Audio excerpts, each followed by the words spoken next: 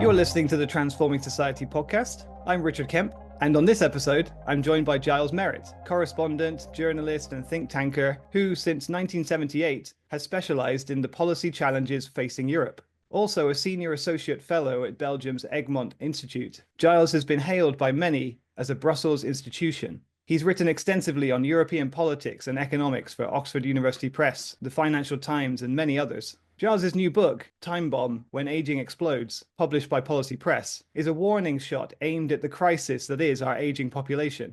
We celebrate our longevity. It's wonderful that we're all living longer nowadays. But at what cost? In his book, Giles says that the pressures exerted by the over 60s, who are increasing from today's quarter of the population to a third, will upend our politics and impoverish our young. Saddled with their elders' runaway pension and healthcare costs, millennials and Gen Z are the first generations to grow up poorer and less privileged than their parents. In Timebomb, Giles traces the demographic projections that politicians of all persuasions have long ignored and shines a harsh light on policy shortcomings that must be urgently addressed. Giles Merritt, welcome to the Transforming Society podcast. Thank you, Rich. I'm really excited to talk about your book today. It's a wonderful book, and I found it concerning the entire way through, but also at times absolutely infuriating. Can you tell us what is the time bomb and when is it going to go off? Great question, which is what people always say when there's no easy answer.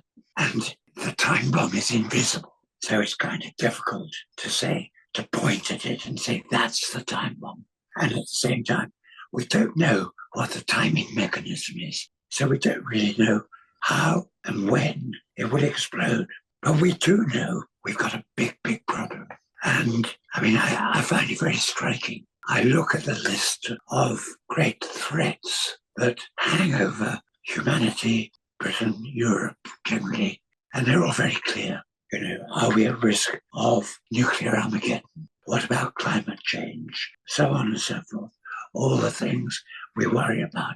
Aging doesn't get a mention, and yet aging is what affects us all. So to go back to that difficult question, the time bomb is that this is the first time in human history that the even progression of generations has stopped. There's normally 25 years between a generation, but Generation A is followed by the same sized Generation B, and so on. Not now. What's happened? Well, what's happened is we're living longer. We are in a new economy where younger people are not getting the same fair deal that my generation got. And the result is that bit by bit, we're seeing a growth of the retired people, I'm happy to say, are not dying at the same rate as early as our predecessors. But you're also seeing a shrinkage of the workforce. So up until about the 1960s, the average family was 3 kids. And in much of continental Europe, it was somewhere between 6 and 8 kids. Well, everybody across Europe is now down to 1.5 kids per couple. So you don't have to be a mathematical genius. We're shrinking in size. At the moment, we haven't yet started shrinking. We're just getting older. But within about 10 years, 15 years, we're going to see a dramatic fall-off of the size of the European population. And that has all sorts of very unwelcome consequences. Everybody, you open a newspaper, you turn on the radio, people talk about growth. To have growth, you need a growing workforce, more consumers. The whole economic machine keeps on turning a bit faster. Not when you've got a shrinking workforce. And within 30 years or so, the European workforce will be down by a quarter. Huge. So what does that mean for taxes and costs? Because the old people are still there, but the workforce is shrinking. And the workforce is the guys who pay the taxes. And the pensioners are the people who receive the taxes. So we're looking at a very complicated picture. And the point of the book is to say, look, I don't have a crystal ball. And as a long-time Financial Times journalist, I mistrust statistics. But I do trust the statistics that tell me who's been born and who has died. And we didn't listen to the demographers when they started warning us 40 years ago that we were heading for trouble. And the problem with the demographers is they talk to themselves and they talk in that jargon, and they failed to ring any alarm bells. So the point of this book is to try and say, look, we're heading for trouble, but we can soften the impact if we start to introduce useful policies now, because the alternative is we do nothing, and Gen Z, the millennials, get older and older, not much richer, because my generation is not dying so fast, so we're not transferring our assets very quickly. So Gen Z and the millennials end up with huge tax bills. Now it's possible, a high-tech boffin nerd would come and tap me on the shoulder and say, no, Charles, you're forgetting AI and robots and so on. So far, we haven't seen any extra economic activity as a result of the microelectronics, the fourth industrial revolution. Looking forward to it, but right now I'm not putting any money on it. And money is what we're talking about here. I want to talk a bit more about growth. Yeah. You say in your book, for 55 years, Europe's population had grown year on year on year. Birth rates and family sizes, as you mentioned, they dipped, but improved healthcare, living conditions, and continual immigration meant that our population could continue to grow. That was until 2015, when this growth trend suddenly ended. What happened to our growth, and should we be concerned? We should be very concerned. And what happened? Why 2015? A number of things happened. The most obvious thing was a so-called migrant crisis. Do you remember? After all those Syrians suddenly arriving, principally in Germany, but a bit all over. And that provoked a reaction to the growth of the populist parties in Germany, France, Britain, Brexit. So a lot of countries turned off the tap on migration. It still continues at a reasonably high level, but not as much as before. And we stopped family reunifications, things like that. So that was one thing. Family reunifications. Can you explain that, please? Yes, of course. People who are opposed to migration, say migrants from North Africa, shall we say, Afghanistan, wherever, should not bring their families, that they're a burden on social services and so on. It's rubbish, of course. You need granny to mind the kids while the wife goes to work. Right, yes. I mean, you need stability. When I look at migration, and my previous book was about migration, saying why we need more migrants. When you look at migration, you realize one of the bad things we've been doing is only allowing young men in. Seems sensible at first sight, young men, fit, ready to work, so on. We don't have enough women in the migrant communities. We're creating civil unrest and criminality on a serious scale.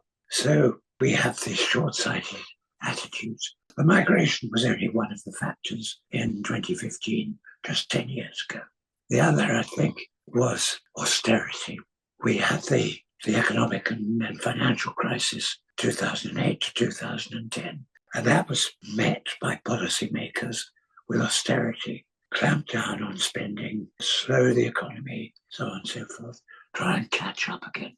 Well, I think we now know, most of us anyway, it was a disastrous reaction.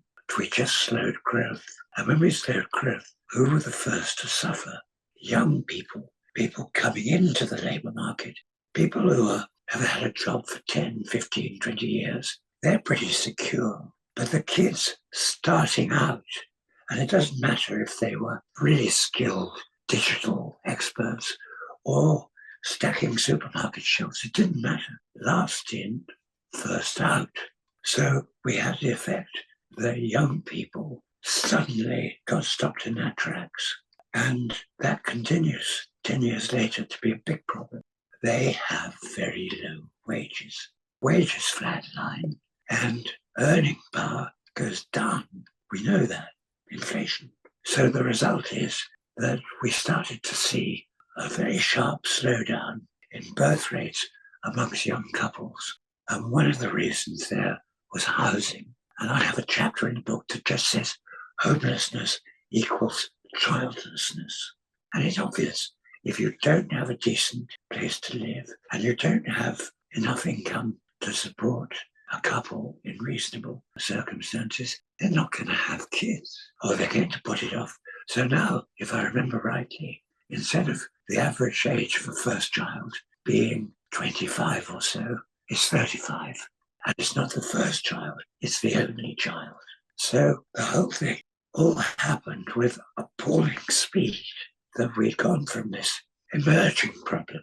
We've moved in the space of 10 years into a dramatic problem.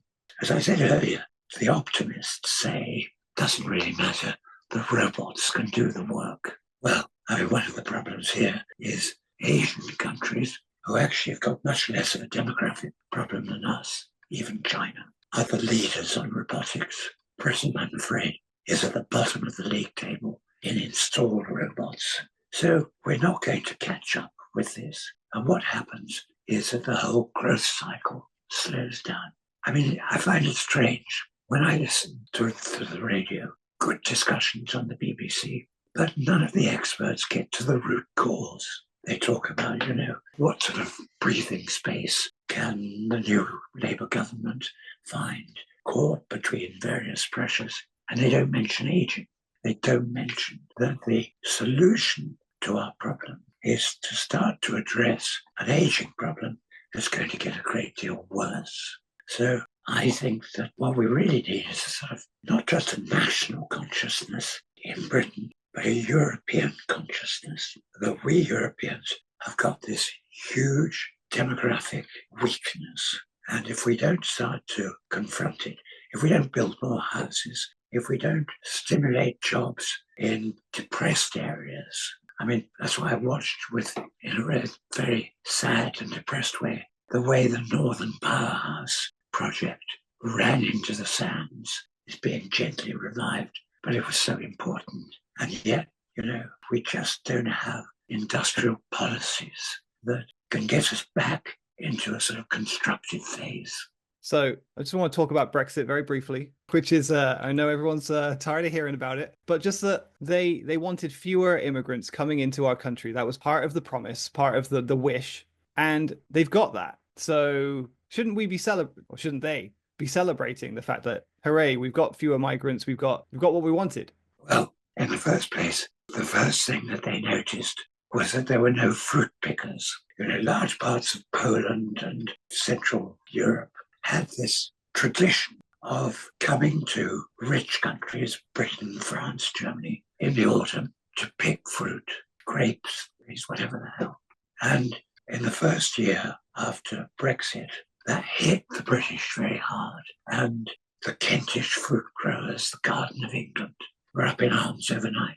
And within a matter of weeks, the Tory government at the time relented and said, oh, okay, you can bring them in. And that sort of fixed one problem, but not the overall problem, that the bars and restaurants suddenly found that they were no longer getting all these bright, well-educated, English-speaking kids from the Baltic states and Romania and Bulgaria and so on. They suddenly had real problems. So I think the first inkling of labour shortages came with Brexit. And then I think it has come with the sort of political pressures in mainland Europe, Rassemblement National in France, AFD in Germany, so on and so forth, pressures on governments to reduce free movement. I mean, free movement is a right within the European Union, but housing shortages, a sort of lack of welcome, have also played a part. So we're seeing labour shortages in key areas all over Europe, and it's partly pressures against migration, but it's also the underlying and much more important problem. We just don't have the young people. They're coming onto the market for labour at a diminishing rate. So they are more sought after. And of course, first thing when I say this to a friend over dinner, they say, yeah, but what about the great resignation in Britain? If that's the case, That's the great resignation that happened during the COVID times. and after COVID, everybody thought, well, that's okay. They can go back to work now. And they didn't. They haven't. And why is that? I mean, I think it's low wages, which do not compete that well with social benefits. They are frankly a bit higher than social benefits, but you've got to get up and go to work and so on. I think also health. So much of our healthcare focus is being switched to older people. Somebody of 80, I'm 81, somebody of 80 generally costs a health service about 12 times what it does somebody of 40. That's a huge Obvious when you think about it. Makes sense, of course, yeah. You know, I mean, I'm quite healthy, I touch wood, but I'm always being tested for this, that, and the other. Doctors say, go get that tested, go get that. It's very expensive getting people tested. Mm. And then you put them in hospital and the cost goes up like that. Phenomenal. So the result is that younger people are less healthy because they're starved of health services. And we find that very difficult to believe because we all know that medicine is doing miraculous things. So the idea that people are getting less healthy doesn't seem to make sense. And if it doesn't make sense, you don't accept it. But it's true. So people have been saying, the analysts, especially in Britain, have been saying, look, one of the reasons for the Great Resignation is they're not well enough to hold down a good job, or they don't feel well enough, and so on and so forth. But the result is that we're making a bad situation worse by the fact that we're not focusing our healthcare properly. And this, I think, is an area where governments can do a great deal. You know, we must get old people out of hospitals. We must therefore build up sort of, if you like, para hospitals, care homes for the very old and infirm, but not hospitals as such. And it seems to me to be one of those ideas, one of those policies that is blindingly bloody obvious. But you don't hear anybody talking about it. They talk about the lack of carers. Well, that's an immigration problem. Mm. I mean, we know all the best carers tend to be from immigrant communities and tend to be better than European or British carers, more heartwarming and warm. So, I mean, the obvious policy to be adopted right across Europe is to say we must have a crash building program of care plus homes. So somewhere in between a geriatric hospital and a care home. And that, I think, would be one of the elements. I mean, there are whole other things we must talk about, which tax, pensions, house building, all these things need to be addressed now. Because although I know I sound terribly pessimistic and gloomy, but I do actually believe if we act now, we can head off an awful lot of trouble.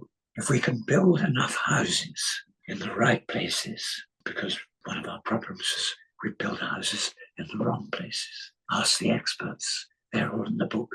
But if we build enough houses, we can coax young couples back into having 2 or 3 children. If we could get back to an average of 2.5 children per couple, we'd be heading off an awful lot of trouble down the road. I remember from reading your book actually that you were saying that in the UK there's only like 5% of the land in the UK that's actually got houses on it, basically got housing on it, which that kind of seemed quite insane to me. That the way the housing and housing space is spoken about, and yet the reality is it's 5% of the entire land. That just seemed crazy to me. I know. And when I first saw that figure, it was somebody mentioned it in a Financial Times article. I looked at it and I thought, that can't be right. So I looked it up. It's not, the FT thing said 6%. It's actually 5%, including gardens. Gardens, yes, right. Wow. But then when you look out of the window or you get out of town and drive a bit, you start to make sense. And you think, we haven't asphalted over the whole country. We have centralized people much more than before in towns. But it doesn't mean to say that we're short of land. I mean, I think we need to do 2 things. in the first place, we need to go back a bit over 100 years. The man called Ebenezer Howard was the inventor of new towns, Welland Garden City, things like that. And there was a very strong move in the Edwardian period, before the First World War. Let's build new towns. And they continued a bit in the interwar years. And it worked very well. And then somehow we stopped doing that. And the result has been too much competition for housing in limited areas. I mean, not to speak of London or Manchester, but look at big British cities, same in Europe. Too many people going after too little property. So we've got to do this, and we've got to start planning. I mean, I grew up a bit in France, and I'm a great fan of the post-war France. They had a plan, and the plan was to put steelworks here, factories there, and build houses around them. And it worked very well. And it is one of the reasons that the French are actually outliers on the demographic problem. They have more children, not enough, but more than the rest of us. So I think, first of all, we've got to have a plan on developing industries and then building houses around them. We did for a while steel mining and so on. Then we shut down the mines or the steelworks and left the houses and the people unemployed. Brilliant. That's one area to tackle. The other is, I think, on housing. We have to prick the property bubble. But it's very, very difficult when people's savings are in their houses. And where you live is who you are. So to destroy housing values would be a body blow to society and would have all sorts of political repercussions. But we can do something, because where's the money going to come from for a big housing boom? And a big housing boom would be a flywheel for the economy. So where's the money going to come from? My favourite is to tax the land underneath big buildings. Walk around London, big hotels, the Mansion House, the Stock Exchange, big banks, all sit on land that is taxed at the same rate as houses. Wow. It's absurd. That is absolutely absurd. Absolutely absurd.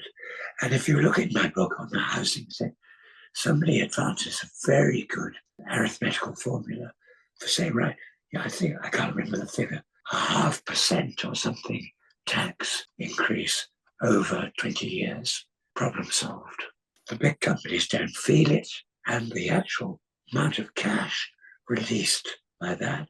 And when we come to talk about tax, it has the big advantage that it can't be moved. It's sitting there. It's land. And the tax thing, I think, just to move seamlessly onto tax, because everybody says, yeah, it's a big problem. Get the rich to pay more. I'm all in favour of the rich paying more.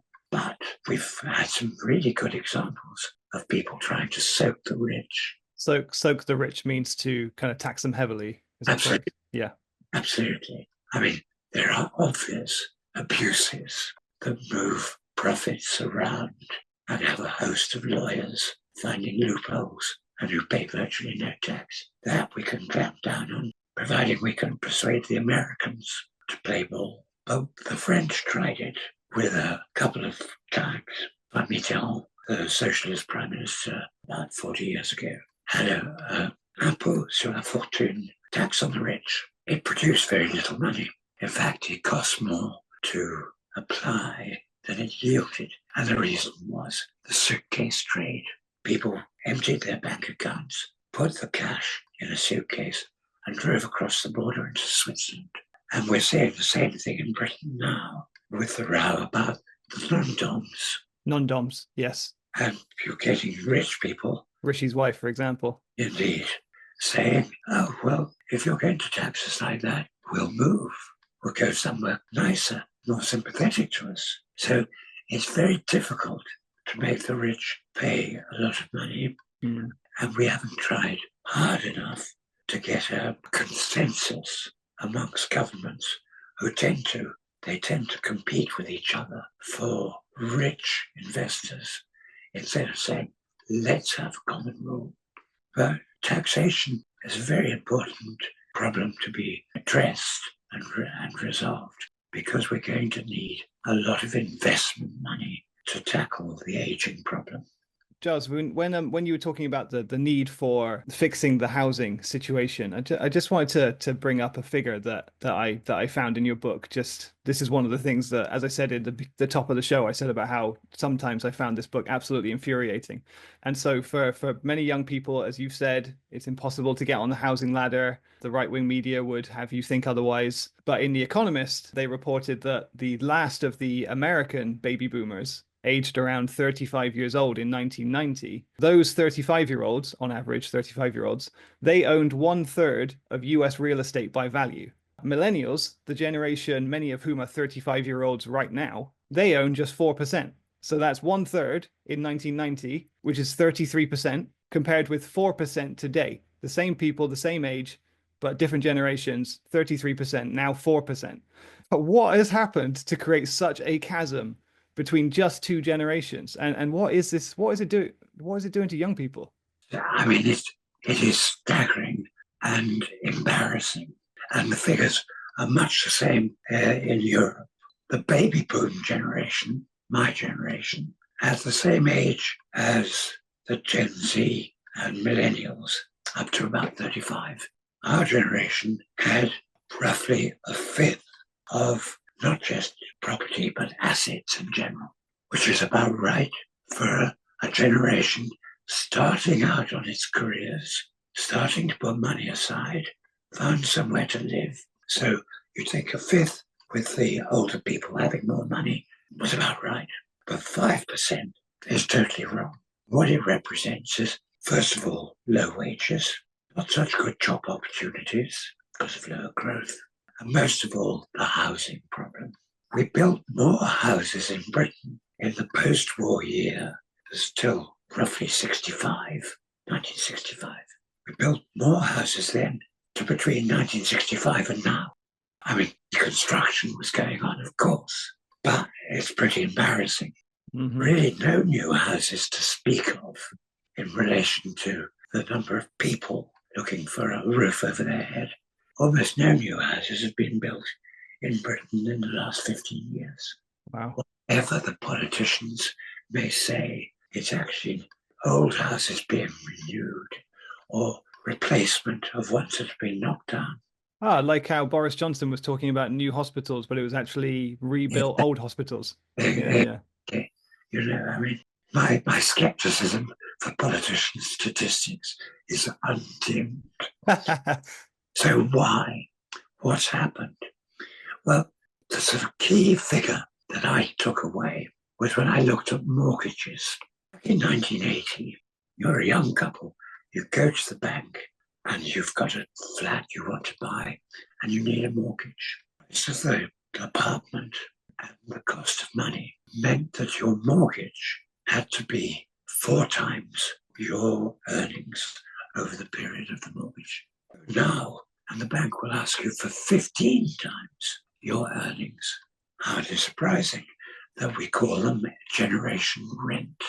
Who can afford to buy unless it's the bank of mum and dad? Which is another problem, that inheritances have become one of the sort of driving elements of society, the social economy. I mean, if you're young, fertile, wanting to have kids, got a reasonable job, your card is marked, your chances of finding somewhere decent at a decent price, unless you've got a bank of mum and dad, a bit pretty poor. And I think we somehow overlook all these things, or we don't focus on them, because, speaking as a journalist, they're not a good story. They're not sexy as stories go. With the Bank of Mum and Dad, Giles, anytime I've seen that reported on or opinionated on in a column, it's generally kind of used as a derogatory thing. It's like these some people are going to be able to get a house because they've got the Bank of Mum and Dad, and it's almost like a shaming thing that like these privileged young people are getting their money for free from the Bank of Mum and Dad. Does that kind of ring true in the reporting that you see? I think you're right. I think it is looked down upon as being unfair. And of course it's unfair. Life is unfair. We all know that. But it points to a bigger problem, I think. The fact is, the Bank of Mum and Dad has been a growth financial services sector for some time. And why is that? It is because older people living longer have been getting richer. And therefore, older couples have more disposable money to lend to their kids, lend, give, whatever. So in a way, it's a solution, but in another way, it's a symptom of a distortion of intergenerational fairness, fluidity, call it what you want. So I think part of the danger we see of this widening gap between the haves and the have-nots, and I mean, the root tends to be educational, and educational tends to be a reflection of local society. If you're in a depressed former mining village, primary school isn't going to be that good, and secondary school is going to be lousy. And then people will say, well, why aren't these bright kids going to university, getting skills and so on? It's obvious. They got a poor start in life. So, I mean, education is a big problem, but so is low wages. If you pay low wages for crap jobs, then there's very little chance of self-improvement. But at the other end of the scale, you're watching the kids with a master's or a PhD in some sort of digital wizardry who've got runaway incomes.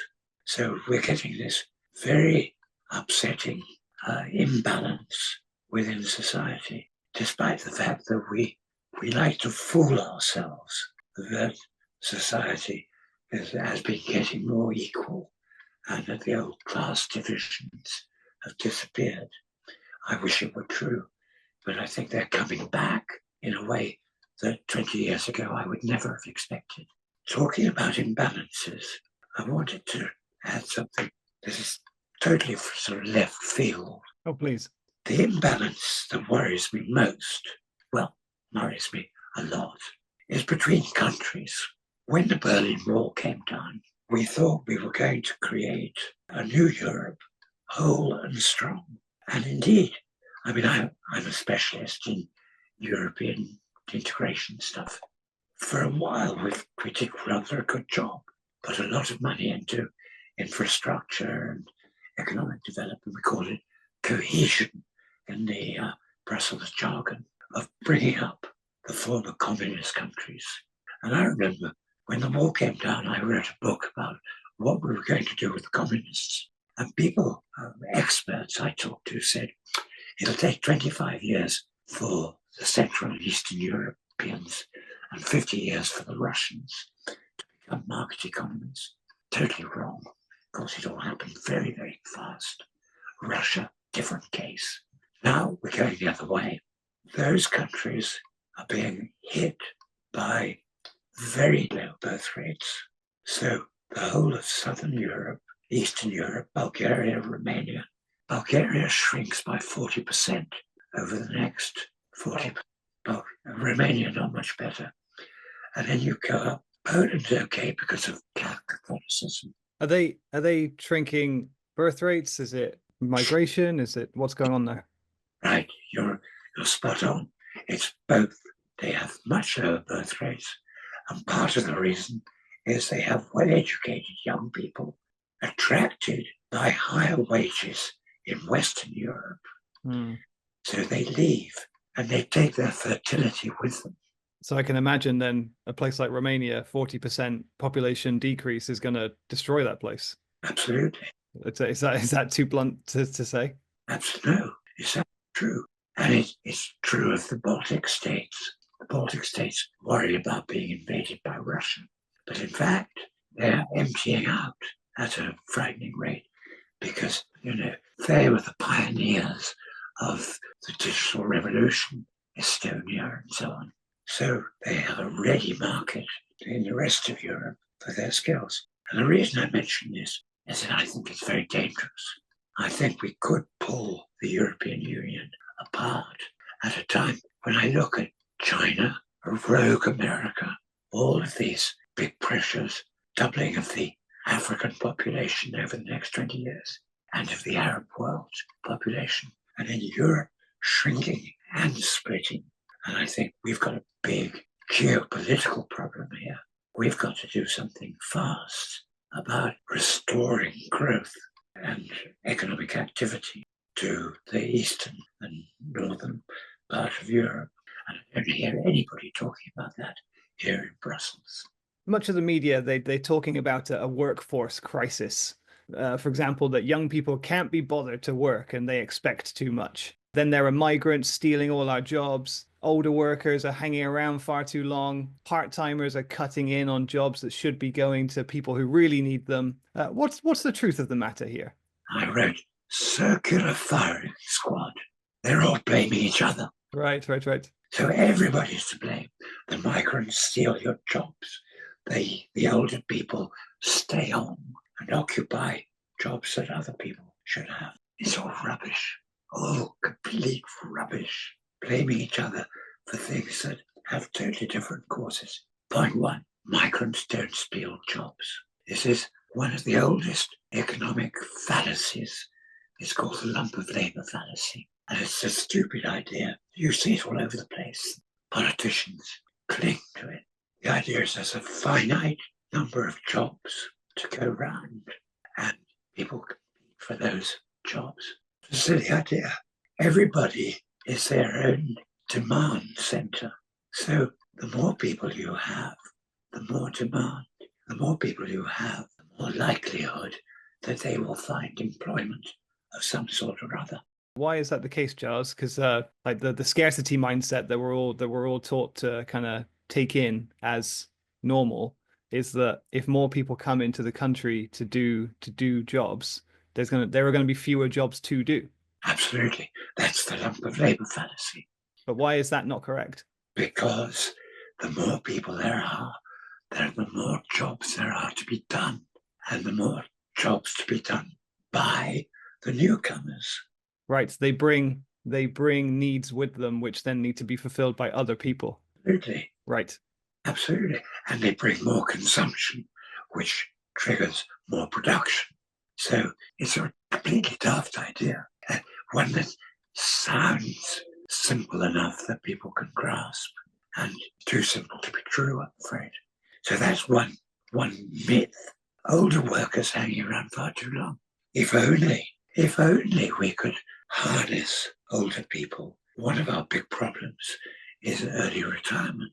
And if you remember 20 years ago, everybody spoke about the leisure revolution. And there was going to be so much money that people wouldn't know what to do with their time.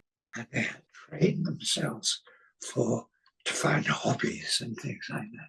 It's not true. What we now find is pensions are paying out less so that people can't afford to live, especially on a state pension.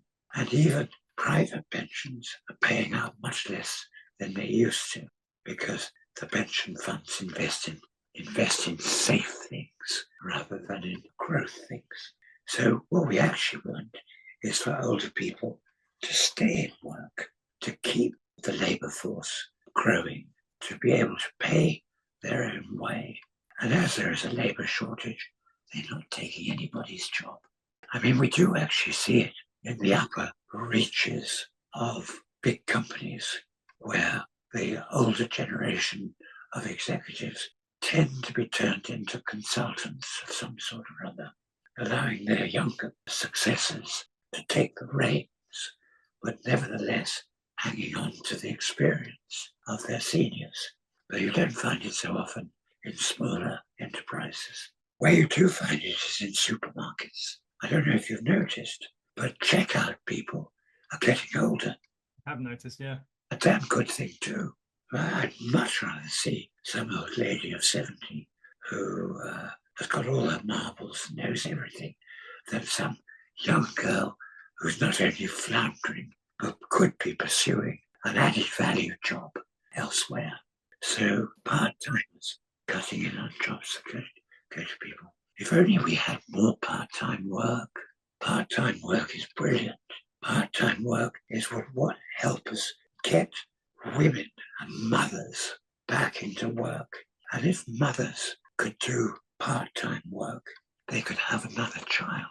But when they're just stuck at home looking after the baby, there's no income, there's no sort of room for a bigger family. So part-time workers, I'm all for it. And the bottom line here is walk down any high street.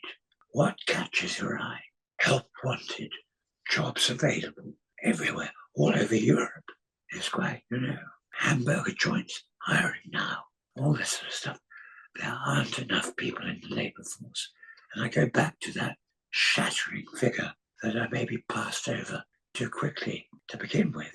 1/4 of the present European labour force will disappear within 20, 25 years. 1/4. What does that do to taxes? I mean, taxes, that well over half of tax incomes of governments come from labour, chiefly because it's easy to tax labour. It's easy to tax workers, PAYE schemes. It's easy to tax small companies with easy sort of profit and loss books, double entry bookkeeping, so on. It's very difficult to tax big companies because they'll run rings around you. So what we actually need, I know this sounds crazy, we need more tax inspectors. We need tax inspectors who are much sharper than the present sort of breed of sort of jobs worth tax inspectors. And I've met a few, and they're not flexible. We need more tax inspectors going after the hidden taxes. The fruit is on the trees. You just need ladders tall enough to pick it. And that means more tax inspectors and more intelligent tax inspectors. You say that anyone currently under 40 will work until their 80s to enjoy the same pensionable income as current 65-year-olds. That's simply that is bleak. It's so bleak. Can you please tell me that there's been a policy that's come in to rectify this since you've published the book? No, the whole thing about pensions is spine chilling because there are more and more people drawing a pension. The state pensions are more or less underwater. A sort of key figure in the post-war years, right up until about 1990, 95, there were 4 taxpayers for every pensioner. There are now, this is a European average, there are now less than 3 taxpayers per pensioner. The figure is 2.97. So that's like, just that load. I'm thinking about it in terms of like, I don't know, carrying shopping bags from the shops or something. And before you had 4 people carrying all these groceries, and now you've got 1.03 less people, fewer people carrying it. That's a heavy burden. Well, you could say you have 4 people standing outside the supermarket giving money to some old lady who's going in to buy. They have, what shall we say, £1 each, the 4 people. And they give the old lady £1 each, so she got 4 quid. Now you've got less than 3 people, 2.97 people standing there. They can't give her £2.97. They give her £4. Mm-hmm. They even have to give her £5 because of inflation. Right. Yes. So where do they get their money from? They borrow it. The state borrows it for them. So if you look at that, I hate figures, but I also think that if you don't have the right statistics, the right information, it's just speculation. I make no apology for the figures in the chapter on pensions. But what you see there is all pensions are at risk of being bankrupted. There are sort of rescue funds, and they're minuscule in relation to the unsecured debt of the pension funds. So if there were to be a serious credit crunch of some sort, not sure what would happen. We've already seen this, of course, until about the end of the last century. Most companies that offered their employees an in-house pension scheme would say, right, you pay in this amount, X, and when you retire at 65, you will get Y per year, fixed. It's called a defined benefit scheme. You don't get it anymore.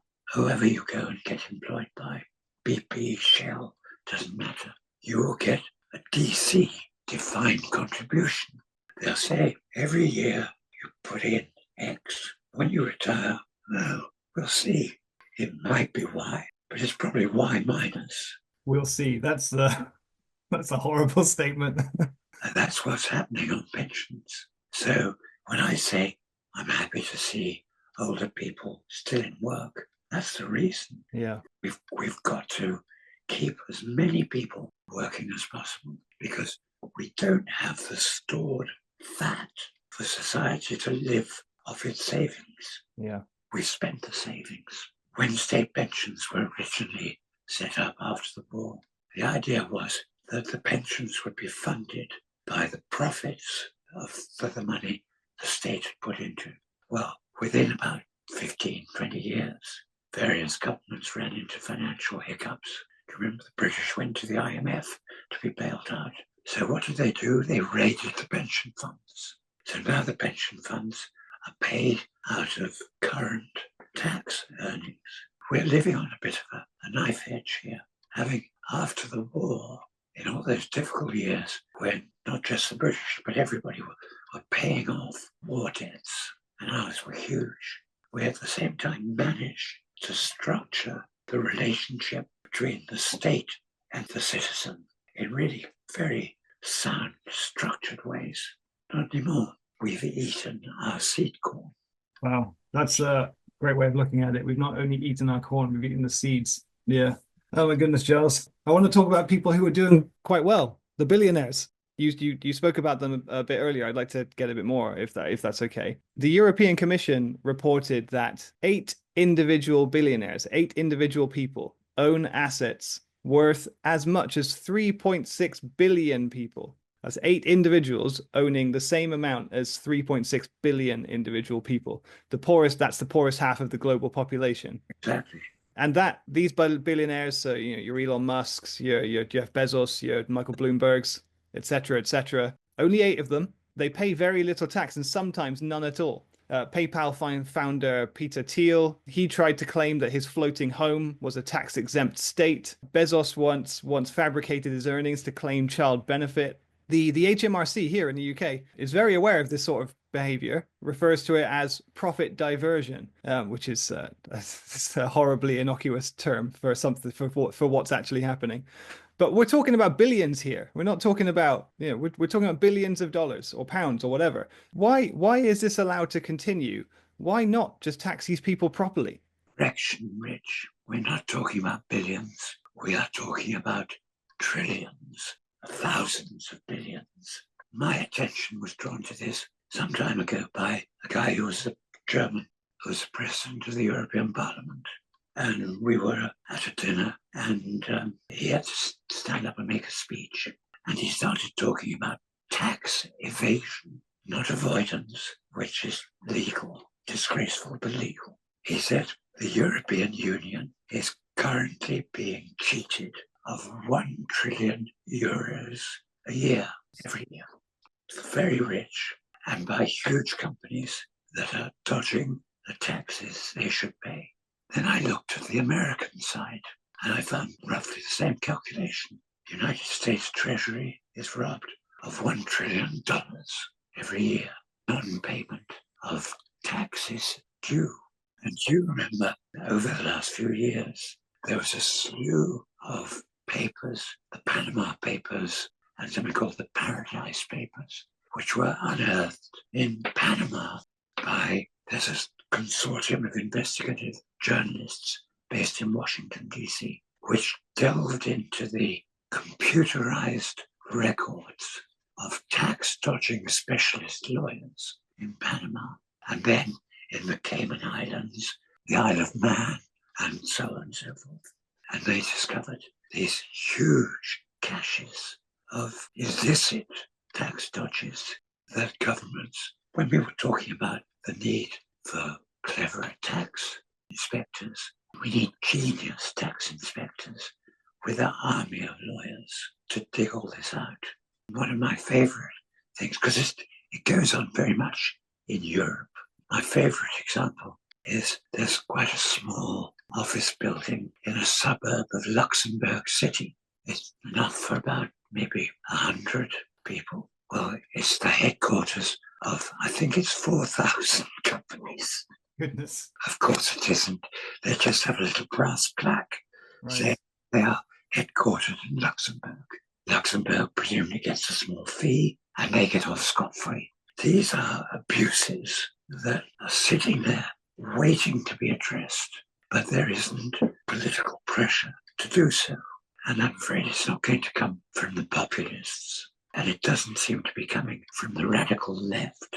So I'm not sure where we go from here. I want to go back to your original question. What is the time bomb and when will it explode? Because I know I didn't answer that. I sidestepped, but I do want to try to answer it. The time bomb is made up of, I think in the book I say, 10 different detonators. What we'll find is that as we get into the late 2030s, early 2040s, we will start to get one or two detonators going off and in the way of explosives, detonating the others. So then you get a big bang. Yeah, and can you just run off a few of those detonators for us, Giles? The detonators, they are the aging problem, the migrant problem, the pensions and tax problem, the healthcare and social costs, which will, within 10 years' time, about a quarter of all government spending across Europe will go on healthcare and related social benefits. At the moment, it's down to about 12, 13%. It just goes up like that. So those costs, I mean, how the detonators work, I don't know. Will we have old ladies on the streets hitting people with their umbrellas because their pension hasn't been paid? I don't know. I think we will see. We are a rich, comfortable society at the moment that is about to get poor and vicious. So how that plays out, I don't know.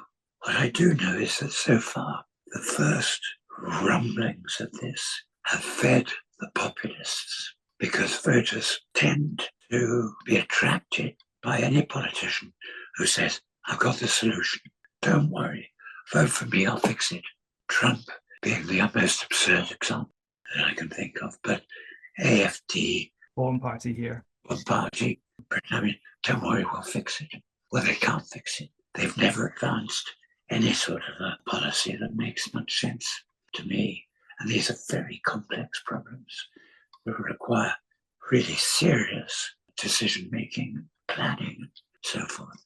Those parties, you said Trump there, AFD, Reform Party, yeah. They put their hands up and say, I have the simple answer. And they make a good job of creating their story around it. Do they have the intention of fixing the problem? I think so. I mean, I don't think they're, on the whole, I don't think they're the sort of parties that attract deep-thinking analysts. So I think they find it easy to say, we'll stop the migrants. We'll pay more money to maternity benefits, that sort of stuff. But none of that tackles the real problem. So I fear that where we're going is at some point, some indeterminate point in the next 10, 15 years, these various detonators come together and you start to get either a series of explosions or a single big explosion. You destabilize previously very, very set, stable societies. Then you wait to see what happens. As the beneficiary of longevity, unfortunately, I don't think I shall be there to see this show. Okay, so we've got this time bomb. We've got these detonators. They are going to go off the rate that we're going, the roads that we're going down right now. If we're going to take action against this time bomb before it's too late, where should we start first? I think we start with taxes, housing, healthcare. I think we make a major effort to introduce new taxes. I mean, that tax underneath big corporate buildings is easy done. A strategy for building care homes that are sort of quasi-hospitals for what is known as end-of-life patients. House building. I mean, it seems to me absurd. Whenever I go past a building site, I look at it and I think they're making houses now in the same way they did in time immemorial. Why? Why not prefab? Make houses in factories and go and plonk them down somewhere. The Chinese build one Manhattan. They love skyscrapers. The Chinese build one Manhattan every 3 or 4 years, like mushrooms. And we don't. And we build our houses in the wrong places. It's very interesting. There's a lot of discussion about the sort of Oxbridge corridor. This could be the nucleus of a new European Silicon Valley and blah, blah, blah. All the houses are being built elsewhere. They don't build nearly enough houses in Cambridgeshire and Oxfordshire. Ludicrous. But they could, presumably. They have the capacity. Of course they could. I mean, surely they could build it where they've put their silly railway line. No, I think there are a whole lot of things that can be done that have the advantage of being flywheels to get the bigger economy moving faster, and at the same time demonstrate a willingness to face up to this great big unfair problem being placed on the shoulders of younger people who have absolutely no responsibility or guilt for what's happening, but are going to be the victims. They are going to have to pay huge amounts out of their incomes. And yes, they will eventually start to inherit money from older people at a slower rate than before. But that's not the same as having an economy that's turning fast enough to give them the earnings they need, especially in their child rearing years. So, I feel that we actually need a sort of, I hate to use this term aging. Everybody says, oh yes, we all know we're getting older. So maybe it should be a sort of rejuvenating strategy, looking at ways that we can tackle this first time ever disruption of the generational balance. I would say that if you look at previous disruptions, the big one was the Black Death, 14th century. It killed everybody, irrespective of age, didn't interrupt. It changed a lot of things, changed agriculture, the way towns were built, and so on and so forth. Didn't change generations. This time, you suddenly got younger generations getting smaller and smaller and smaller. We didn't touch on this, Rich, but I think the really worrying thing here is what I called the silver stranglehold. As far ahead as we can see, old people outvote young people. Old people are going to hang on to what they've got as much as they can. Right. You said, for example, the silver stranglehold on voting back in the Brexit vote. Like if all young people had gone out to vote and also all old people had gone out to vote, young people would have been absolutely decimated in the voting anyway. The old people still would have got what they wanted, even if all young people turned up to vote. Have I remembered that correctly? That is correct for 2016. Yeah. Look at it in 2020, 2021. It's shifted. Enough old people have died that the younger people and, of course, older people will realize what a mess we'd have been past it.